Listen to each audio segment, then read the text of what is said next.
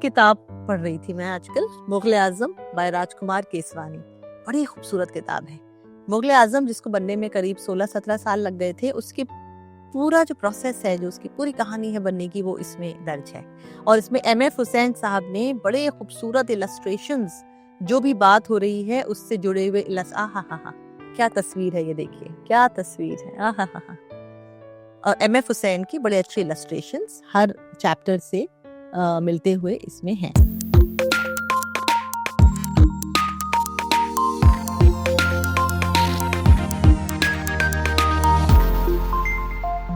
तो सुनिए, एक चैप्टर आपको सुन के पढ़ के बता रही हूँ। उसका नाम है जंग से पहले जंग।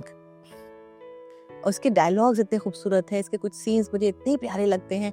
जब दुर्जन सिंह वॉर के बाद सलीम से कहते हैं कि भाई ये आपके जख्म है, इतने गहरे हैं, इस पे मरहम लगाएं, तो सलीम कहते हैं ये जख्म नहीं, फूल हैं दुर्जन, और फूलों का मुरझाना बहार की रुसवाई है। आहा, क्या क्या डायलॉग्स हैं।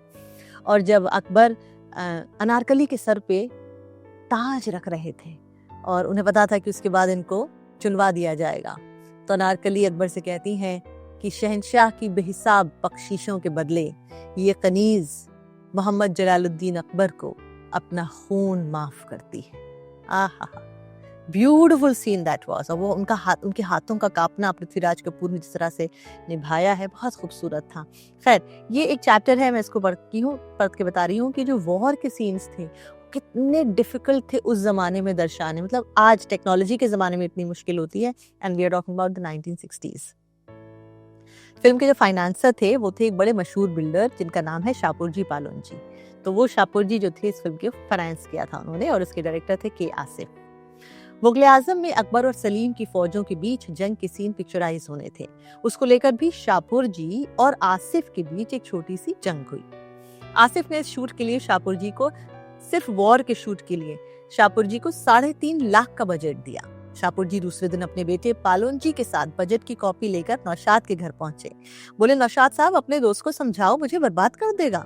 3.5 लाख बजट देखकर मेरा ब्लड प्रेशर हाई हो गया है।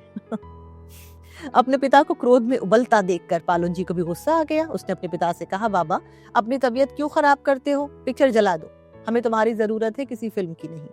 बाप ने डांट कर बेटे को चुप तो करा दिया, लेकिन इस बात पर अड़े रहे कि वो इस शूट को 3.5 लाख के बजाय सिर्फ 1.5 लाख में पूरा करवाएंगे। और इस बात की जिम्मेदारी, आसिफ को राजी करने की जिम्मेदारी, उन्होंने नौशाद को दे दी। नौशाद साहब ने हालात की संजीदगी को समझते हुए आसिफ को फोन करके उसी वक्त अपने घर बुला लिया। उन्होंने सेठ की मौजूदगी में ही आसिफ को इस बात पर राजी कर लिया कि फिल्म के वॉर सीन्स का बजट 1.5 लाख रुपए करवाया जाए। सेठ जी खुश हो गए। जब वो वापस जाने लगे तो आसिफ उन्हें बाहर गाड़ी तक छोड़ने चले गए। कुछ देर बाद लौटकर नौशाद साहब के सामने आकर कुर्सी पर पसर गए, सिगरेट का एक सुट्टा मारा, गुलझाड़ा और अर्थपूर्ण मुस्कुराहट के साथ नौशाद से कहा, ये शूट 1.5 लाख में बिल्कुल नहीं होगा। अब चौंकाने की बारी नौशाद की थी, चौंकने की बारी नौशाद की थी। उन्होंने कहा कि भाई अभी अभी तो तुम इस रकम पर रजामंदी तुमने दी है, तो फिर तो सेठ तुम्हें पैसे ना देगा और मेरी इज्जत भी जाएगी। आसिफ ने अपनी मुस्कुराहट को बरकरार रखते हुए एक और सुट्टा मारकर कहा, आप बेफिक्र रहें, सेठ खुद ही पूरा पैसा देने को राजी है। नौशाद की समझ में आसिफ की ये माया बिल्कुल ना आई। हद तो तब हो गई जब वॉर सीन्स जब शूट हुए तो उस पर असल खर्च आया पूरे 5 लाख। शाहपुर जी सेठ ने उसका भुगतान भी किया। और मुगल आजम के वॉर सीन्स उस वक्त के लिहाज से तो बेमिसाल थे ही, आज भी लगभग 60-70 साल बाद उसका कोई जोड़ नहीं दिखता है।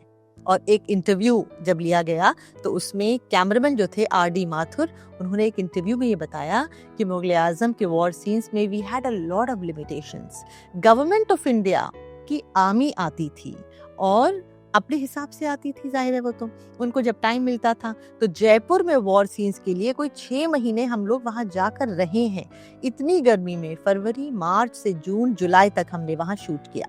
कभी आंधी आती थी, राजस्थान आप जानते ही हैं कि कितनी वहां आंधी आती है, और वहां पे काफी तूफान आता था, आंधी आती थी, और बड़े बड़े रिफ्लेक्टर्स मंगवाने पड़ते थे।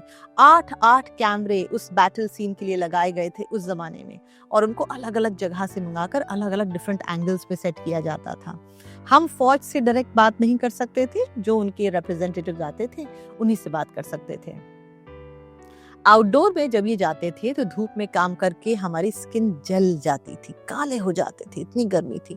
उस शूट के समय की ये घटना है कि आर्मी के जवान और टेक्नीशियंस जमीन के नीचे बारूद बिछाकर धमाके कर रहे थे।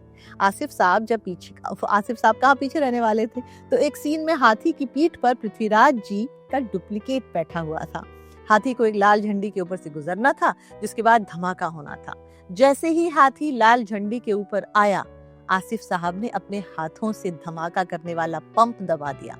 पंप दबाने का टाइमिंग इतना परफेक्ट था कि सीन में बहुत बहुत खूबसूरती आ गई और सीन बड़ा पावरफुल बन गया। अपनी ऐसी ही कोशिशों के दौरान वॉर सीन्स की शूटिंग में कि आसिफ कई बार जख्मी हो जाते थे, लेकिन उसके बावजूद बिना रुके वो अपने काम में बाकायदा जुटे रहते थे।